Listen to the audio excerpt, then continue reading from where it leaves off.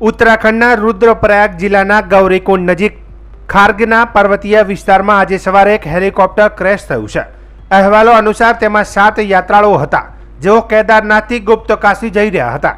આ યાત્રિકોમાં 2 મહારાષ્ટ્રના, 1 ગુજરાતના, 2 ઉત્તર પ્રદેશ અને 1 ઉત્તરાખંડના હતા અને સ્થાનિક મહિલાઓએ જે ઘાસ કાપવા માટે ગઈ હતી તેમણે પ્રથમ આ હેલિકોપ્ટર જોયું હતું અને તંત્રને જાણ કરી હતી।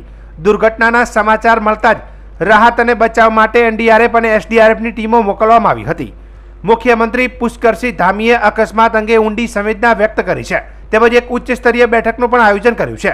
આ દરમિયાન આ દુર્ઘટનાને પગલે ચારધામ યાત્રામાં હેલિકોપ્ટર સેવા બંધ કરવામાં આવી છે। યુકાડા અને ડીજીસીએ આ પ્રતિબંધ ફરમાવ્યો છે। ગૌરીકુંડ અને ત્રિયુગી નારાયણ વચ્ચે હેલિકોપ્ટર ક્રેશ થયું છે। આ હેલિકોપ્ટર આર્યન કંપનીનું હતું। ખરાબ હવામાનને કારણે હેલિકોપ્ટર ક્રેશ થયું હોવાનું પણ માનવામાં આવે છે।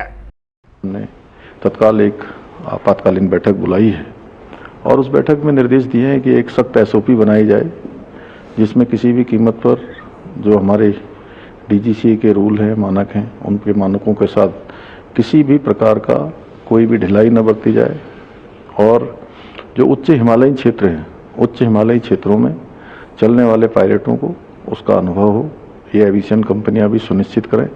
एक कंट्रोल एंड कमांड सेंटर यहाँ पर स्थापित किया जाए और जो इस घटना में दोषी हैं, जिनके कारण से घटना हुई है, उनको तत्काल उनके खिलाफ सख्त कार्रवाई की जाए। आज और कल हेली सेवा नहीं चलेंगी। खराब मौसम भी है और जब तक लोग यात्रियों की सुरक्षा सुनिश्चित नहीं हो जाती है, तब तक ये सेवाएं बंद रहेंगी।